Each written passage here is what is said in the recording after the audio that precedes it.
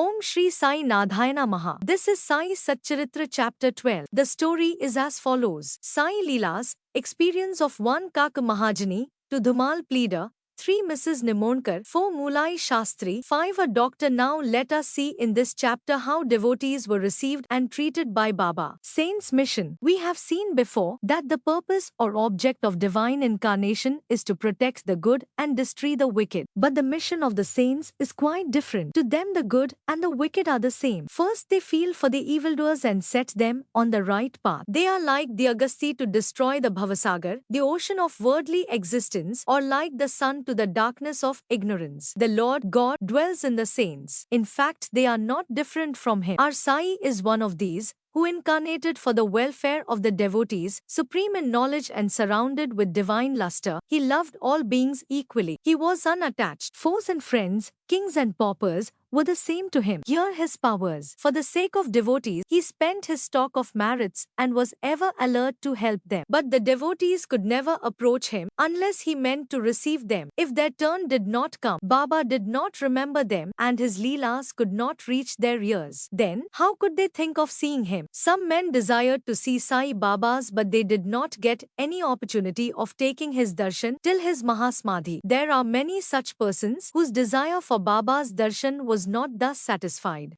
If these persons, believing in him, listen to his leelas, their quest for milk, darshan, will be to a great extent satisfied by the buttermilk. If some persons went there by sheer luck and took Baba's darshan, were they able to stay there longer? No, nobody could go there of his own accord, and nobody could stay there long even if he so wished. They could stay there so long as Baba permitted them to stay and had to leave the place when asked to do so by Baba, so everything depended of Baba's will. Kaka Mahajani. Once, Kaka Mahajani went to Shirdi from Bombay. He wanted to stay there for 1 week and enjoy the Gokulashtami festival. As soon as he took Baba's darshan, Baba asked him, "When are you returning home?" He was rather surprised at this question, but he had to give an answer. He said that he would go home when Baba ordered him to do so. Then Baba said, "Go tomorrow." Baba's word was law and had to be obeyed. Kaka Mahajani, therefore, left Shirdi immediately. When he went to his office in Bombay, he found that his employer was anxiously waiting for him. His Munim, that is the manager, suddenly fell ill, hence Kaka's presence was absolutely necessary. He had sent a letter to Kaka at Shirdi, which was redirected to him at Bombay. Bhausaheb Dhumal. Now listen to an opposite story. Once Bhausaheb Dhumal, a pleader, was going to Nifad for a case. On the way he came to Shirdi, took Baba's darshan and wanted to proceed to Nifad immediately. But Baba did not permit him to do so. He made him stay at Shirdi for a week or more. In the meanwhile, the magistrate at Nifad suffered intensely from pain in his abdomen and the case was adjourned. Mr. Dhumal was then allowed to go and attend to his case. It went on for some months and was tried by 4 magistrates. Ultimately, Mr. Dhumal won the case and his client was acquitted. Mrs. Nimonkar. Mr. Nanasaheb Nimonkar, Vatandar of Noman and honorary magistrate, was staying at Shirdi with his wife. Mr. and Mrs. Nimonkar was spending most of their time in the masjid with Baba and serving him. It so happened that their son fell ill at Belapur and the mother decided with Baba's consent to go to Belapur and see her son and other relatives and stay there for a few days,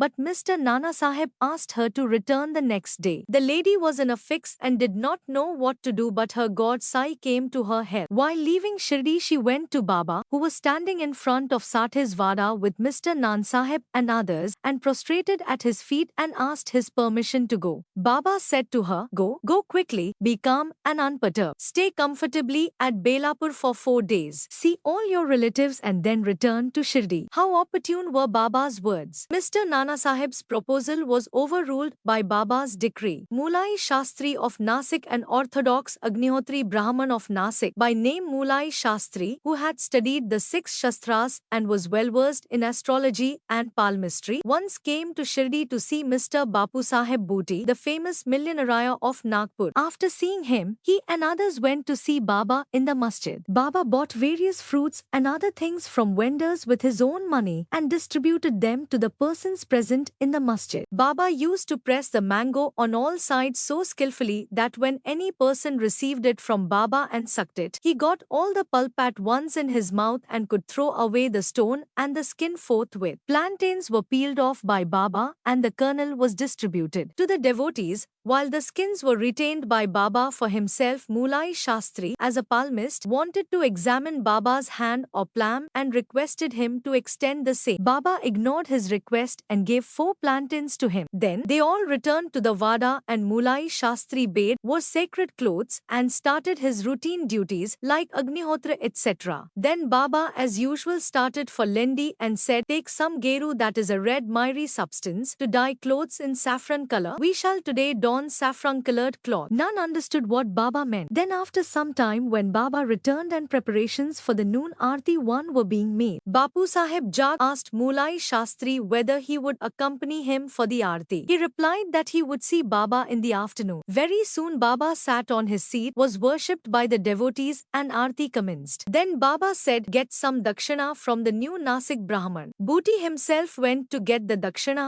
and when he gave Baba's message to Mulai Shastri, he was sorely perplexed. He thought in his mind thus, "I am a pure Agnihotri Brahman, why should I pay dakshina? Baba may be a great saint, I am not his dependent." But as a great saint like Sai Baba was asking for dakshina through a millionaire like Booty, he could not refuse. So leaving his routine unfinished, he forthwith started with Booty to the masjid. Thinking himself holy and sacred, and the masjid otherwise, he remained at a distance, and after joining his palms threw flowers at Baba. Then lo, all of a sudden, he saw no Baba on the seat but saw his late Guru Gholap Swami there. He was wonderstruck. Could this be a dream? No, it was not, as he was wide awake, but though awake, how could his late Guru Gholap be there? He was speechless for some time. He pinched himself and thought again, but could not reconcile the fact of his late Guru Gholap being in the masjid. Ultimately, leaving off all doubt, he went up, fell at his Guru's feet, and then getting up stood there with folded hands. Other people sang Baba's Aarti, while Mulai Shastri chanted loudly his Guru's name. Then casting off all pride of caste and ideas about sacredness, he fell flat at his Guru's feet and closed his eyes. When he got up and opened his eyes, he saw Baba asking for dakshina. Seeing Baba's blissful form and his inconceivable power, Mulai Shastri forgot himself. He was extremely pleased. His eyes were full of tears of joy. He again saluted Baba and gave the dakshina. He said that his doubt was removed and that he saw his own Guru. On seeing this wonderful Leela of Baba, all the people including Mulai Shastri were much moved, and they realized the meaning of Baba's words. "Bring Guru, we shall don saffron-colored garments." Such is the wonderful Leela of Baba. A doctor. Once a Mamlatdar came to Shirdi with a doctor friend of his. Doctor said that his deity was Rama and that he would not bow before a Mohammedan, and so he was unwilling to go to Shirdi. The Mamlatdar replied that nobody would press him to make a bow nor would ask him to do so. So he should come and give the pleasure of his company. Accordingly, they came to Shirdi and went to the masjid for Baba's darshan. All were wonderstruck to see the doctor going ahead and saluting Baba. They asked him how he forgot his resolve and bowed before a Musalman. Then doctor replied that he saw his beloved deity, Rama, on the seat. He therefore prostrated himself before him. Then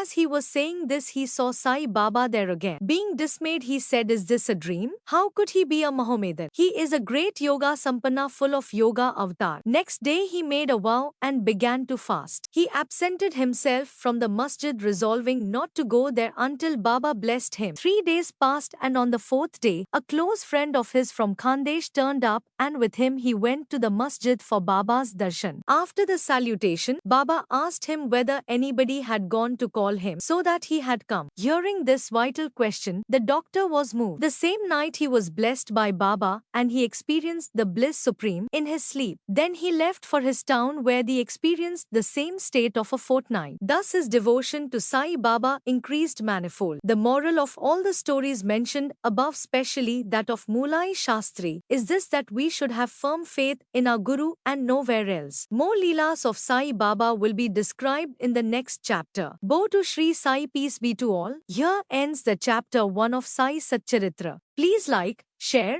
and subscribe the channel.